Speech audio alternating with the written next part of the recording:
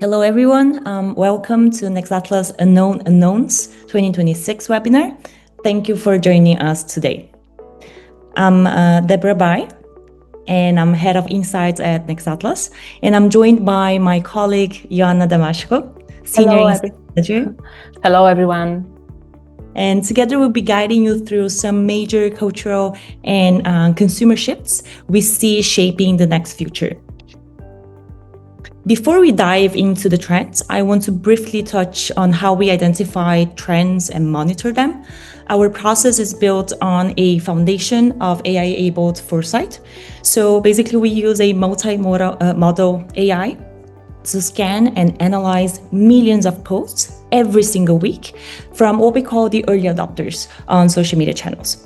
And we track a robust quantity of tags, concepts across platforms like Instagram, X, and Reddit to identify these weak signals of major market shifts way before they hit the mainstream.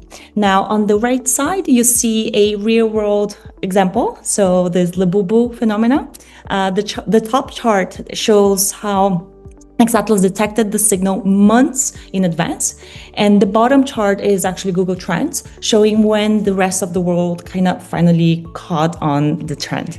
And this gap between our detection and the public peak is where, well, your strategic advantage can lie. This AI-driven analysis is then enhanced by expert human curation, so people like me and my colleague Joanna. And this combination really gives us a deep contextual understanding that can drive real strategic decision-making. The core of this 2026 report is what we call the unknown unknowns methodology. So this year, we chose to do something a little bit different. We chose to use the unfamiliar as both our compass and our edge. So if you see out there, many of AI trend systems, they kind of reward whatever is close to existing discourse. And let's say that our framework, it kind of is designed to do the opposite. So we are hunting actively for what we call the semantically unfamiliar. So all concepts that are statistically growing fast, but maybe linguistically, they are a little bit distant from what we are usually speaking, or it's out there in the mainstream. So with this system, we look at what we call this at the unknown unknown. So there are concepts like organic intelligence, future heirloom, Yugen. So everything that feels a bit weird, but have a deep meaning and something strategic to kind of draw from that. So these are the signals that exist on the fringe today, but will shape the mainstream tomorrow. So what we'll see today are some of the recent discoveries we identified thanks to this model. And we have structured our findings into 3 major chapters. So the first one is called somatic intelligence, which explores the body as the new ultimate source of truth. The second one is called subtext literacy. So it's a trend about this growing cultural value of ambiguity and interpretation. And finally, the last one, chronocultures, is one that looks at how we are rewriting our relationship with the past, the present, and of course, the future. Before I hand over again to Joanna, just one really quick note. Please feel free to submit any questions you have throughout the presentation, so you can use the chat box. We will be reviewing all the questions and we'll be very happy to follow up with answers directly after the webinar. Now, I think, Joanna, I can hand over to you. Thank you, Debora. I'm very happy to be here and walk you through the first trend of this year's edition of our annual report, Unknown Unknowns. As Debora anticipated, the trend is named somatic intelligence. We are living in a historic moment where AI is getting smarter and smarter, is getting better at mimicking our speech, our reasoning, and even expressing human-level feelings. So this is why consumers are turning toward another kind of intelligence. They are rediscovering somatic intelligence. And as Debora said, their bodies are becoming the ultimate source of truth and trust. So this is a shift where consumers are turning from reasoning on a rational level toward reading their bodies, toward their sensations. So the truth is not anymore what is being said, but is what is being felt at a very visceral level. So this is this new, or maybe we should say old kind of intelligence that consumers are rediscovering, somatic intelligence. And as we will soon see, it is impacting in a very important way how they make their decisions at more gut level, more impulsive level, more instinctive level, and how they spend their attention. If we have a look on the data and on some terms that have grown in a significant way last year, we see, for example, walking barefoot and contrast therapy. And from this data, we immediately understand that consumers are not looking just for comfort anymore, they are not looking from cushions from reality. They want strong sensations, like walking barefoot or contrast therapy, where they want to experience extreme hot or extreme cold. This is about working with your body hidden power, and about experiencing reality at the sensation level. If we have a look on the last terms, trust your gut, this one has grown significantly, and this is basically telling us that consumer body is becoming its ultimate decision center. So consumers are not turning to their minds anymore and to the rational level, but they are asking if it feels right. So what is my gut telling me about this or that? And then the last term, look at this 3-digit grow organic intelligence. So a clear counter power and counter reaction to artificial intelligence, organic intelligence, very close to the name of our trend, that is somatic intelligence. If we have a look on the timeline of this trend, we see that it has been growing significantly in the last 2 years, but it is still predicted for a very strong growth for the next 12 months, 31%. And if we have a look on the data behind this trend, it's clear that Gen Z are the most engaged audience of this trend. The industries that should be particularly aware are advertising and branding, fashion and accessories, and food and beverage. And if we have a quick look on the concept and tags that are related with this trend, we see body knows, precognition, immediacy, instinctive decision. So it becomes clear that this trend is hugely impacting the way that consumers are dealing with decision making, and that this decision making is now going to happen at more impulsive and instinctive level compared to the past. And now I will leave the stage to Debora once again, that will walk us through some case studies. Yes, thank you, Joanna. So let's have a look at this first insight. We called it the precognitive engagement. As Joanna was saying, consumers are no longer asking what makes sense. It's rather what feels right. So we're going a little bit beyond the rational thought. And this is very important. This means that trust is it's now moving from this analytical mind to a precognitive, a physical level. And really the data shows this. Our models, they predict an important growth of popularity of concepts like precognition, gut reaction. So gut instincts. We are turning to ourselves, our inner selves, to make decisions. This is very, very important at consumer level. Organic intelligence. So many concepts that we see how there's a shift of value and importance to connections that lie in the immediate, connections that lie in the tactile and the felt. One very good example in the packaging world, it's this Spanish sauce brand is called Way. I'm sorry if I'm butchering any names, but basically they created this label-free sculptural packaging, and it kind of expresses the product's flavor in a very visual and haptic way. So as you can see from the images, if you take like the spicy one, it comes in this spiked jagged bottle, and the tangy one is more twisted, and it's almost like mirroring the reaction of your face when you're having that sour punch. And this packaging is really designed for the body. it's designed to be felt. So the consumer, they have to engage with it in an instinctive level, in a precognitive level. So before it hits the brain, the reasoning, the rational brain, before you read the label, you already feel the flavor.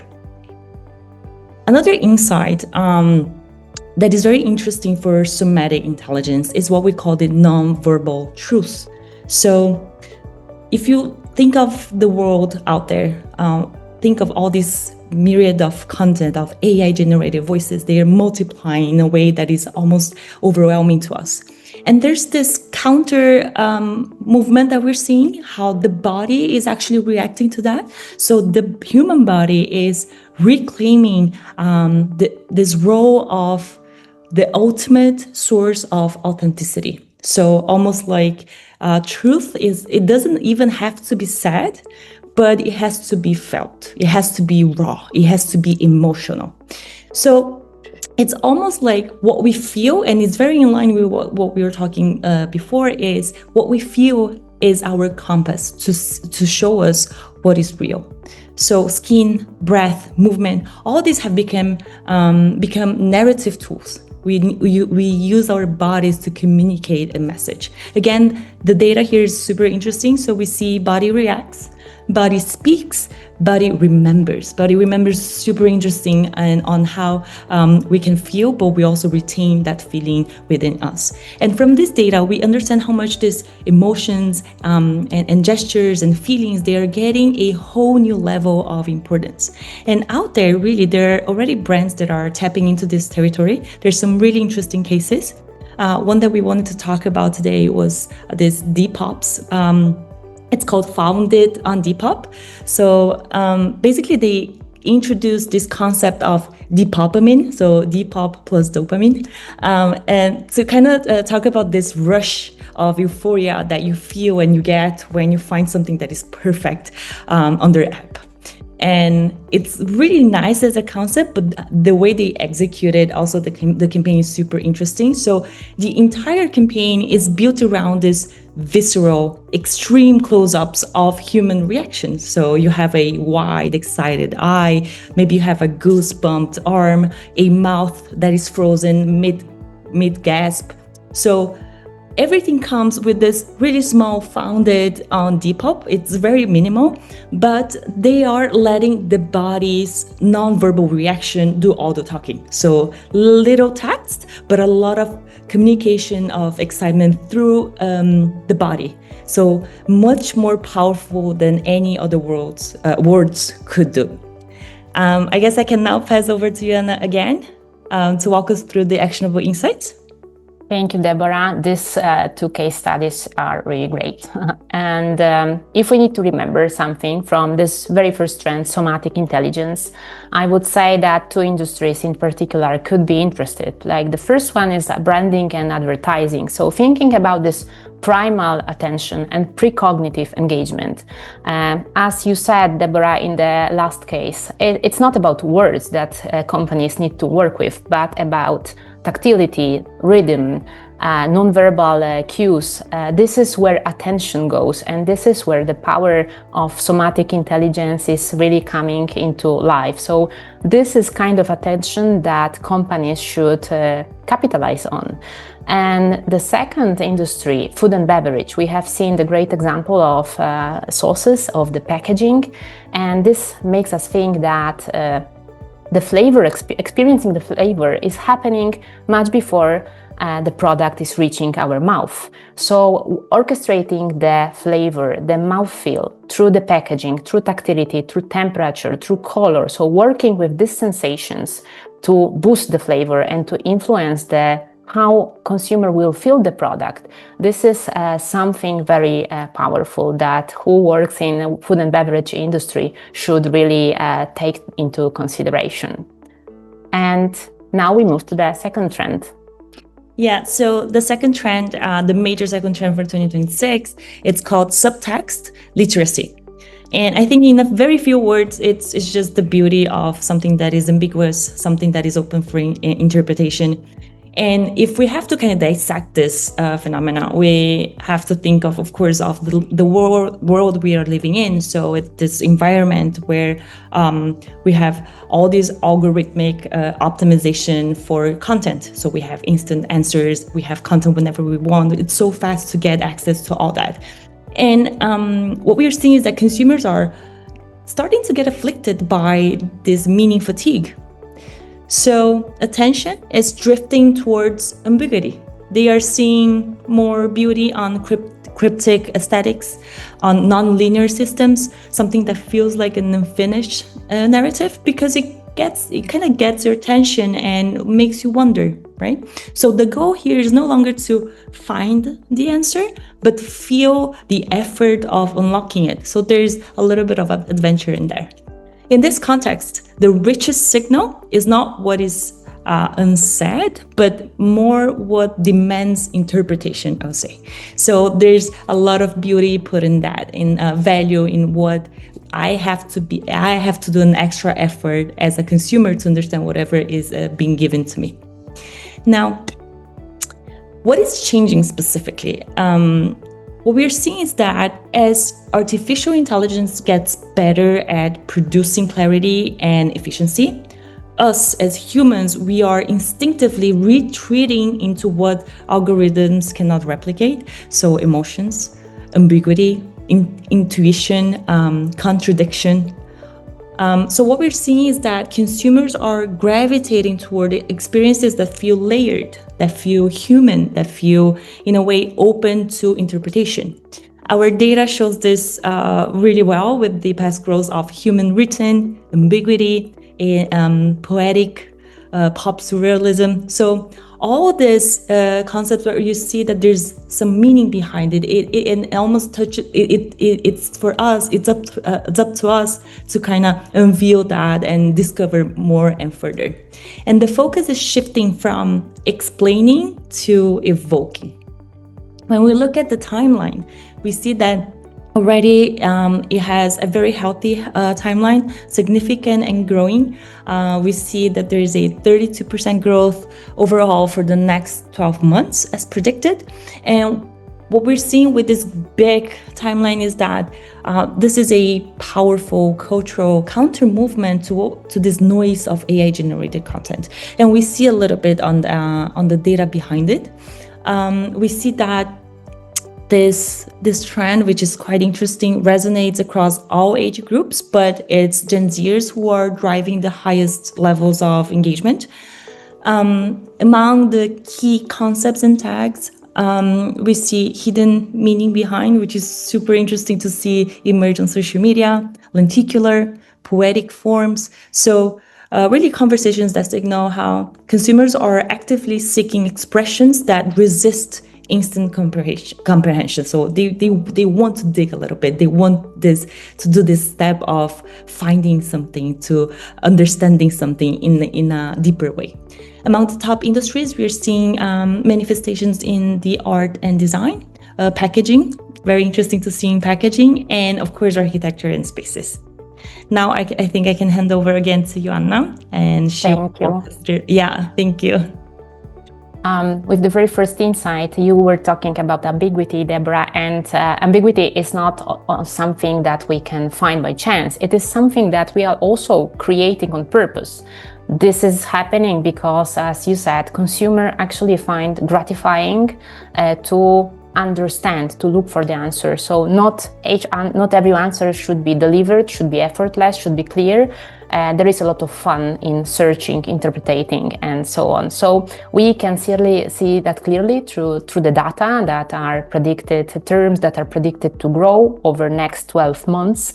Very interesting one. So blurred in advertising, steganography. So this one is actually something that I personally needed to Google before understanding the meaning. This is the art of hiding meaning in content. So it is about creating a message where there is a message hidden in a message, hidden stories, blank spaces, unfinished works. So this is about curating ambiguity, curating a message that is open to be decoded, that is not finished, that is leaving some space of interpretation, and in the end is making the consumer feel the ownership of the meaning, because if you arrive to the interpretation, you feel that you own the meaning of the message. And the example that we wanted to show you is the one coming from packaging. And I'm pretty sure that once you are looking at this product, we all know the brand, even if it is not written. You might ask yourself, it is real or not, if it is a fake, if it is a meme. Actually, this is a real product that you can find on a supermarket shelf. You can buy it.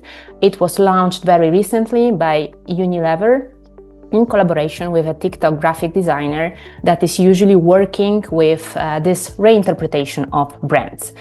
This one is interesting because we see no logo, no message, no product name, nothing, but just the symbol of X. And the ambiguity stays exactly in that, in the fact that it seems so playful that it seems impossible to be legally existing. However, it does. So a big brand, a big company playing with that level of ambiguity and, actually making a lot of consumers entertain because of the surprise once they find that this is actually real, this is actually existing, and you can purchase it legally. So a very surprising example. And another insight belonging to this trend of subtext literacy is poetic engagement. As we said before, AI is great at clarity, the messages that are very logical, very rational. So as we are overloaded with this perfectly clear and effortless information, we are kind of attracted to another type of engagement where there is beauty, contradiction, metaphor, and we see that in terms that are growing. So not only visual poem or visual metaphors, but also terms that are real unknowns, like for example, yugen. This is a Japanese concept for beauty that is very deep and mysterious and cannot actually be expressed through words. We have also phantasmagoric, that is also kind of uncommon to see in consumer online conversation. But all this data is saying us that consumers are actually shifting toward engagement that is not literal, not rational, but poetic, where the beauty, the contradiction exist. And with this example, we wanted to show you that this kind of insight, poetic engagement, is not only actionable on the communication level, so not only in your communication strategy, but also at the very product level. What we see here is iconic model of Nike sneakers with its autumn edition, where the brand decided to create this layer of mimicking autumn leaves that, as you wear the sneaker, will gradually peel off and disappear, exactly like autumn leaves do in the season. So here they are kind of transforming a product that is perfectly functional into something that is seasonal, transitional, symbolic, and has this layer of poetic engagement. So this kind of preference, consumer preference, can be addressed not only in the communication, but also at the very tangible level of product design. And it seemed very interesting to us. So to make this a little bit more actionable for companies and brands, I think the first lesson we can draw from this, specifically for art and design, is that the ultimate goal is no longer the instant recognition. We are talking more about sustained engagement. So just like the Nike's product is something that you buy, but over time, it still keeps you engaged with the product. For specifically on packaging and graphics, it means that we kind of have to resist the urge to crowd the space. No loud claims. Instead, we have to start maybe experimenting with reduction, with hidden cues, with minimum messaging, something that leaves the minimum to kind of grab the attention and then opens the door to more discovery and interpretation from the consumers. So as we are almost running out of time, we are reaching the last trend. That is a trend that is exploring our relationship with time, consumer relationship with time that is changing in a significant way. So when we are talking about time, usually consumers were framing time as a resource, as something to be managed, as something to be optimized, as something not to be wasted. Now they are changing and they are perceiving time no longer as a resource, no longer as something linear, but as almost, let me say, a texture, a design material, a narrative material. So they are talking about the past. They are talking about reparenting themselves. They are talking about their inner child. They are talking also about the future self, about the future, alternative futures. But they are talking about these different timelines in the very same moment. So they are constantly remixing the past, the future, the present, and the time is no longer a linear line, but it becomes a material, a space where they are working with their identities. So it becomes much more complex, and brands will need to take a note for sure. When we have a look on the data, we see some interesting terms. For example, anemoia, so this sensation of nostalgia for the times that you have actually never experienced, but also wording. So the idea of building different words, different universes with their aesthetic, with their rules, with their own times. Future self, alternative future, and future humans as well. So we see how the nostalgia is being mixed with the future and how consumers are putting a lot of attention to time, and they are developing this kind of, let me say, temporal consciousness, temporal imagination, where time for them is useful, the past, the future, the present, to understand who they are and to build their identities. So this is a trend that has grown in a dynamic way in last year, and we still see that it is projected for a double-digit growth, 19% for the next 12 months. And if we have a look on the data, we see that it is a Gen Z and millennial-driven trend. The top industries are financial, beauty and cosmetics, and media entertainment. And from the terms, from the concepts and tags that are actually associated with this trend, we see time capsules, true time. This one is very interesting, the true time. Future heirloom, so the idea that you have the heirloom, your heirloom but for the future, and time travel. So it's both future but also a lot of nostalgia in the very same conversation. Let me take you through our first insight on this trend, chronocultures. It's called lifetimes layering. And I think the group of keywords and concepts is super interesting because it gives us a hint on how consumers are no longer moving linearly through time. So instead, they're talking about the past, the present, and the future all at the same time. We're seeing tags like future self emerge next to reparenting, past selves, which is quite interesting to see how consumers see all this in a layered form. And so brands and companies need to learn how to speak to all these selves at once. One very straightforward case study for this, I would say, mix and match of different selves is the N Post, so the Irish Postal Service. Basically, they launched this campaign called The Letter to My Future Self, where people were invited to write a letter about their hopes, their doubts, their plans, and the Post promised to store everything and deliver them in a year from now, so around May 2026, when it was launched this year. And it feels like a very beautiful, simple act, but that kind of transforms a letter in something super profound and actually talks to this need, a consumer need that is emerging, this need of talking to different selves at the same time. The second and final insight for today, it's called temporal cognition. And I feel like it's one of my favorite ones because it talks about how we need to rethink the concept of time, what it means for consumers. So we're kind of